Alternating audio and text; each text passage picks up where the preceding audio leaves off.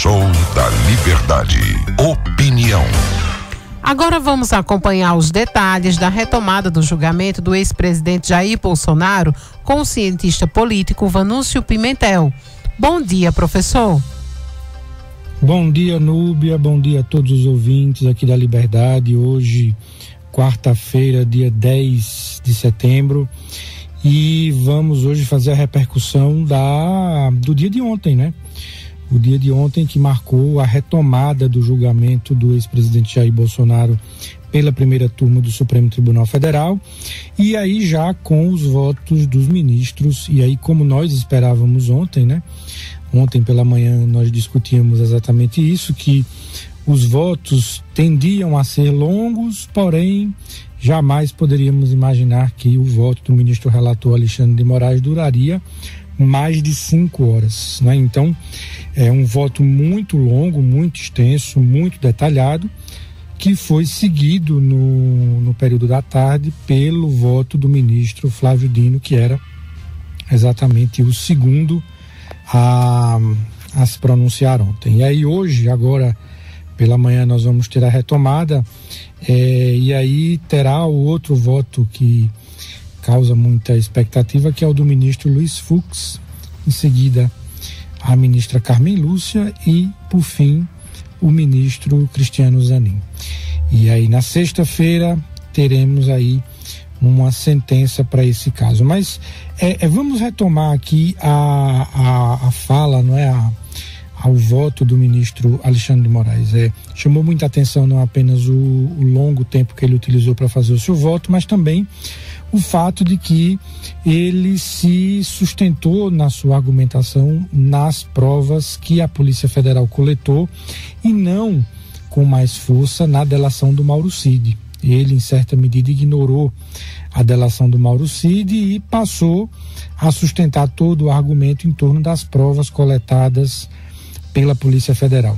E aí, no voto, né, que ao longo de todo o voto foi uma fala muito dura, mas e que causa estranheza para muitas pessoas, porque parece muitas vezes um julgamento político, uma fala política do ministro, mas entendam que o crime que está em discussão, que é o crime contra o Estado Democrático de Direito, que é uma lei de 2021, inclusive sancionada pelo próprio ex-presidente Jair Bolsonaro, ela prevê e tipifica crimes de natureza política, atentatórios contra a democracia e contra o Estado Democrático de Direito, de modo que toda a argumentação para isso ela é muito subjetiva também, no sentido que todos os indícios, né, e as provas coletadas ali, elas em conjunto justificam a condenação segundo o ministro Alexandre de Moraes. É bastante diferente quando se olha para um julgamento de improbidade administrativa ou de corrupção, que envolve questões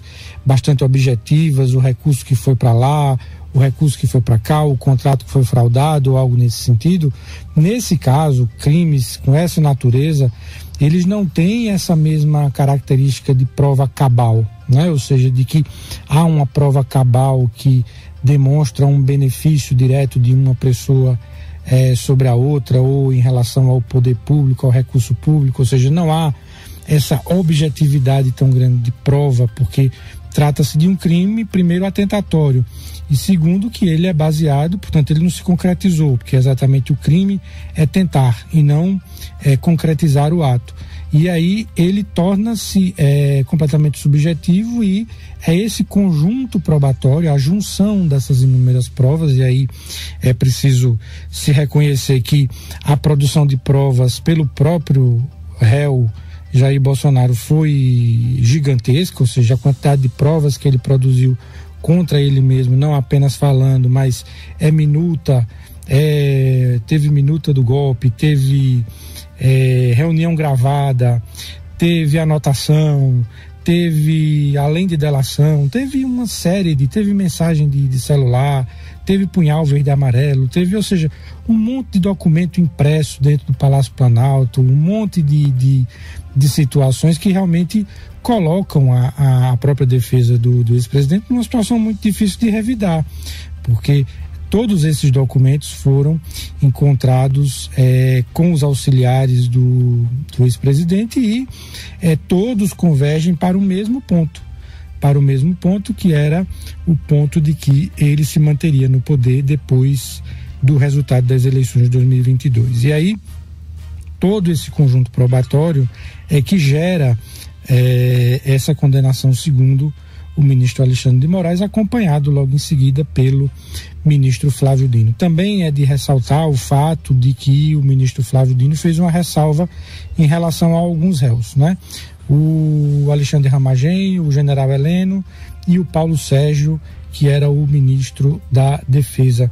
Ele fez ali uma ressalva de que, embora ele concorde com a condenação, mas que ele sugere ali uma participação menor, portanto, lá na sentença é provável que esses condenados aí que ele citou, seja discutido uma pena mais leve para eles em relação aos atores principais aí da trama, que segundo o voto do Alexandre de Moraes e do Flávio Dino, convergem aí para o ex-presidente Jair Bolsonaro e para o Braga Neto, que foi o candidato a vice do Jair Bolsonaro em 2022. Então, tudo converge para que os dois fossem ali os principais atores desse movimento de tentativa de golpe. Mas aí vamos acompanhar hoje, né? Temos ainda uma série de votos a serem colhidos hoje e aí amanhã nós voltamos aqui para comentar. Então, um abraço a todos e até amanhã. Muito obrigada, professor. Amanhã o senhor volta com a gente.